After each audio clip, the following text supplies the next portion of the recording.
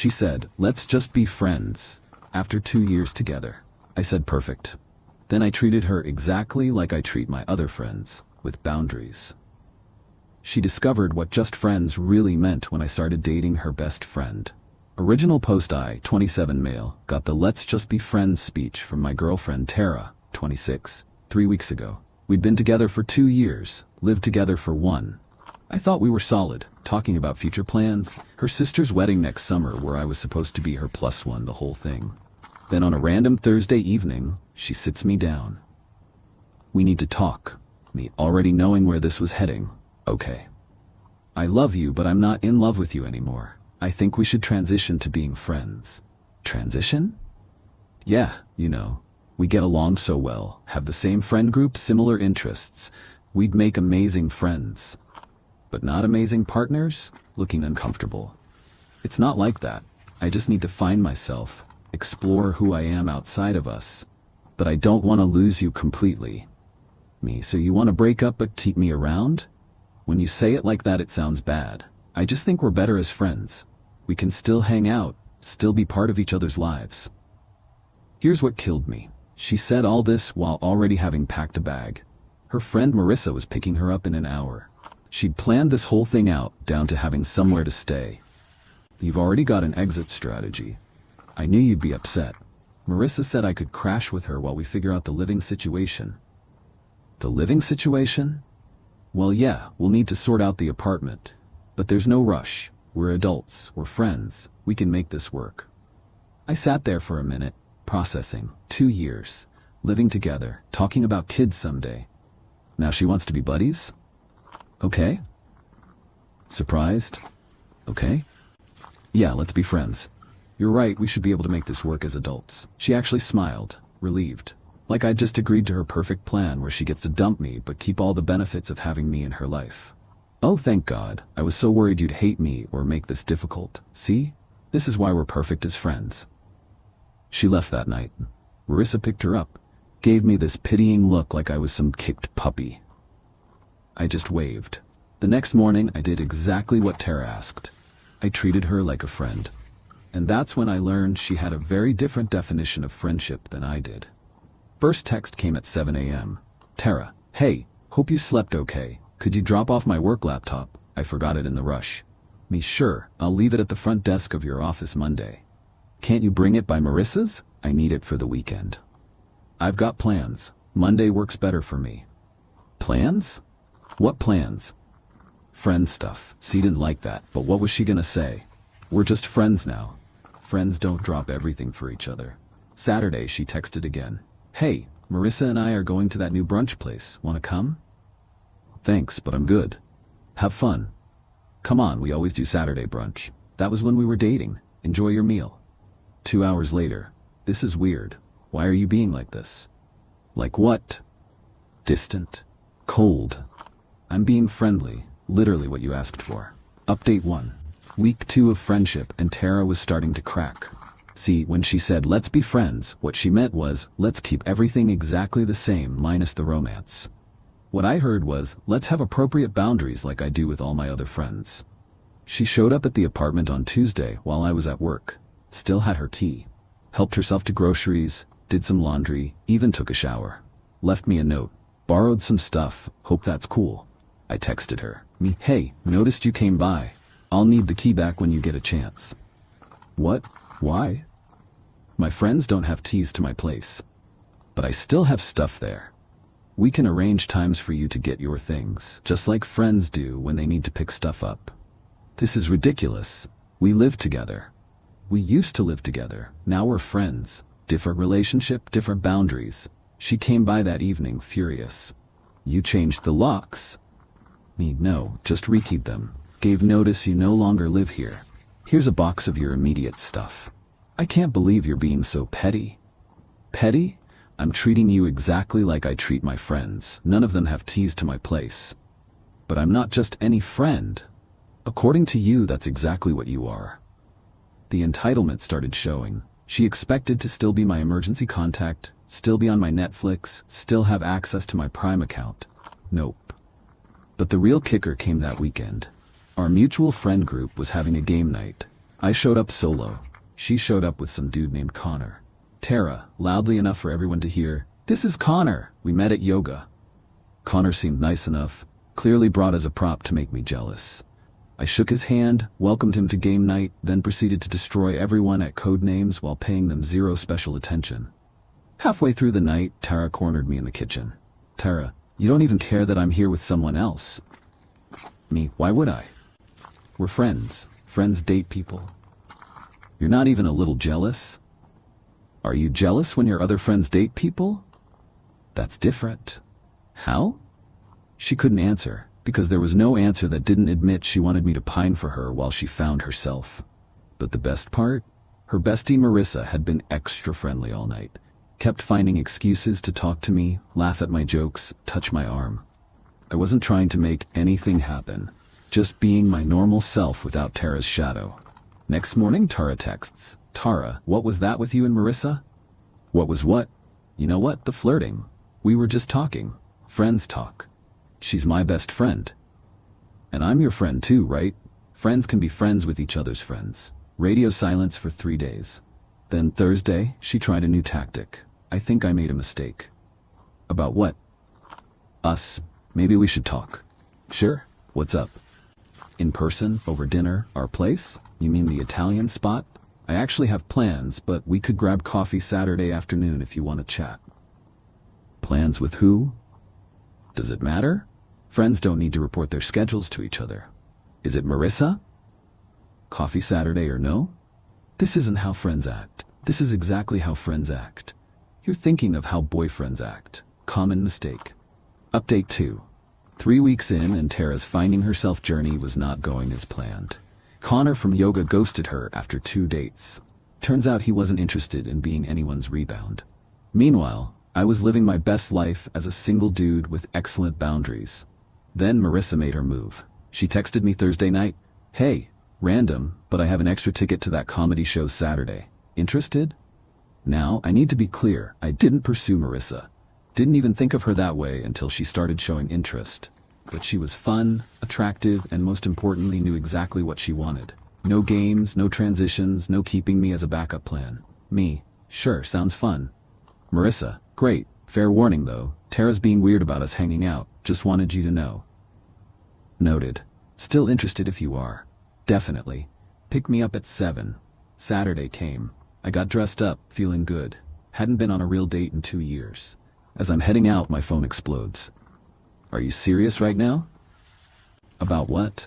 Marissa told me you're taking her out. She invited me to a comedy show. You can't date my best friend. Why not? We're both single. Because it's girl code. She can't date my ex. I thought I was your friend, not your ex. You know what I mean? I really don't.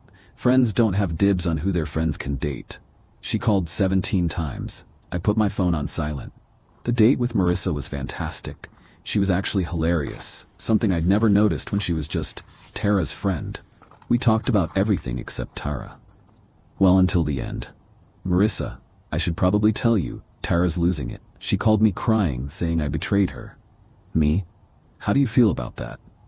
Honestly, she's been a pretty crappy friend lately. Everything's about her journey and her growth. She literally told me last week that keeping you as a friend was her safety net in case she didn't find someone better. She said that? Word for word. That's actually what made me realize you deserved better, and that maybe I wanted to shoot my shot. We kissed goodnight.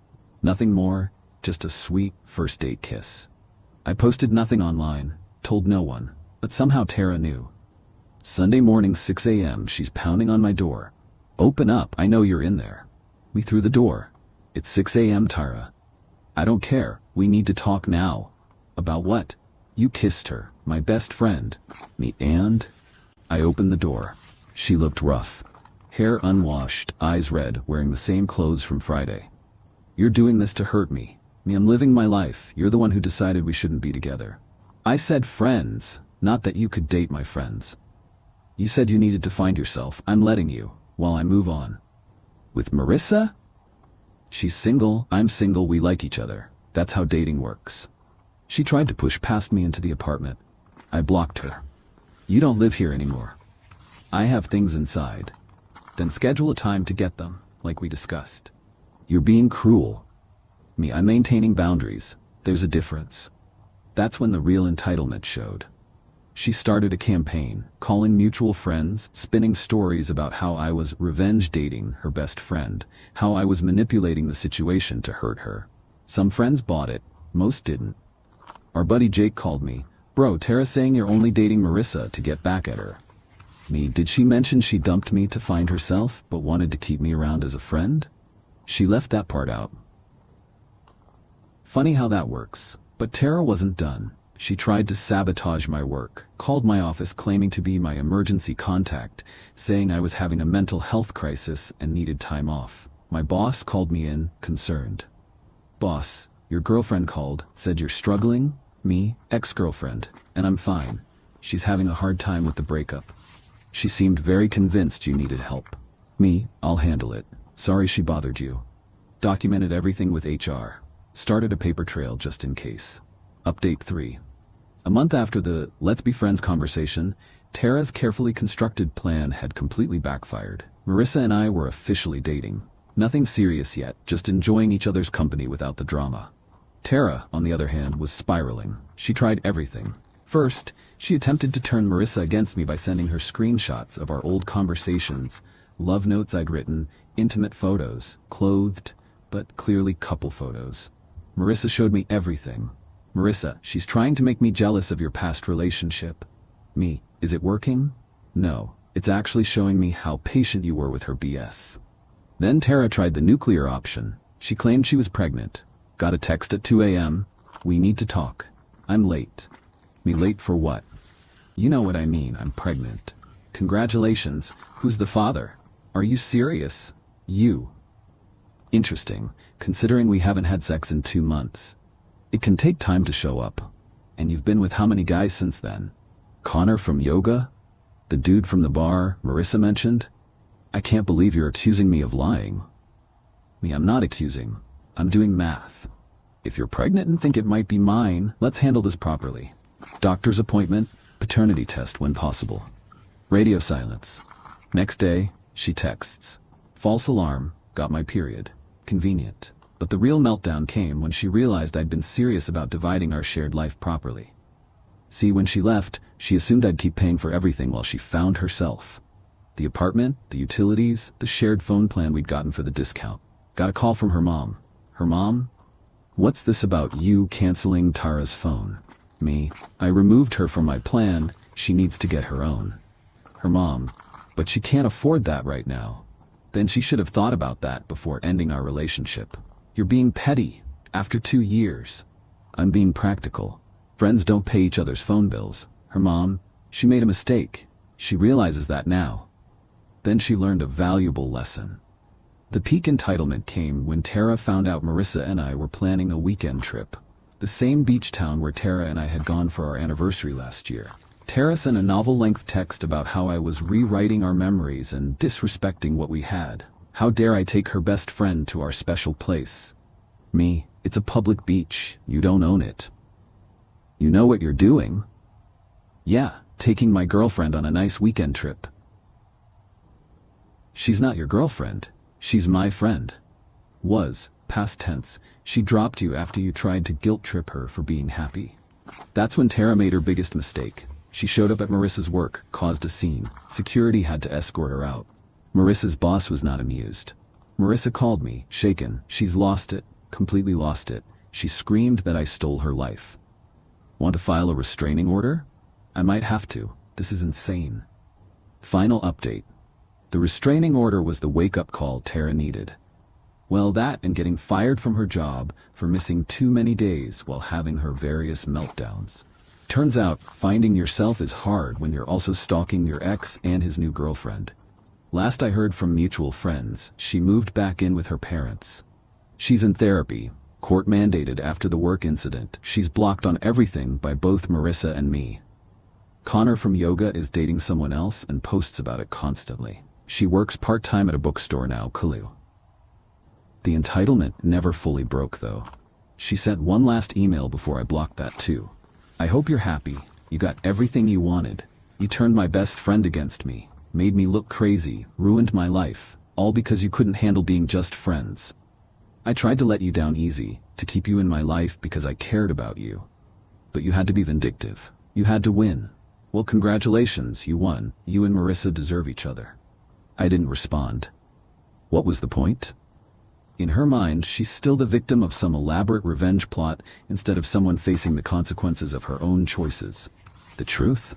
I never planned any of this. When she said, "Let's be friends," I took her at her word. I treated her exactly like I treat my friends, with boundaries, respect, and appropriate distance. The fact that she couldn't handle that says everything about what she really wanted. She wanted me to pine, to beg, to wait around while she played the field. She wanted the emotional security of knowing I was there while she looked for something better. When I didn't play that role, when I actually just treated her like a friend and moved on with my life, her whole plan collapsed. Marissa and I are still together. It's been good, drama-free, honest, adult. We joke sometimes about the insane way we got together, but mostly we just enjoy each other. Turns out dating someone who knows what they want is refreshing. My advice, when someone says they want to be just friends after a serious relationship, believe them. Then actually treat them like a friend. Nothing more, nothing less. Set boundaries, move on, live your life. Because here's the thing, real friends want you to be happy. They don't expect you to sit in limbo while they figure things out. They don't feel entitled to boyfriend privileges with a friend label. Tara wanted all the benefits of a relationship without any of the commitment. She wanted me to be her backup plan, her safety net, her emotional support while she explored other options. When I refused to play that role, when I took her at her word and treated her like just another friend, reality hit hard. The best part? I didn't do anything vindictive. Didn't seek out Marissa to hurt Tara. Didn't blast her on social media. Didn't try to turn people against her. I just lived my life, set healthy boundaries, pursued someone who actually wanted to be with me. Tara's downfall was entirely self-inflicted. She ended our relationship. She tried to keep me as a backup. She freaked out when I moved on. She harassed her best friend. She made scenes at work. She tried to manipulate everyone around her. All I did was exactly what she asked. I treated her like a friend.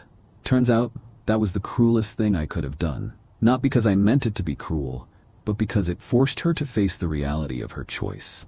When you dump someone but expect them to act like they're still devoted to you, actual friendship feels like punishment. But it's not. It's just friendship. The things she said she wanted. Funny how that works.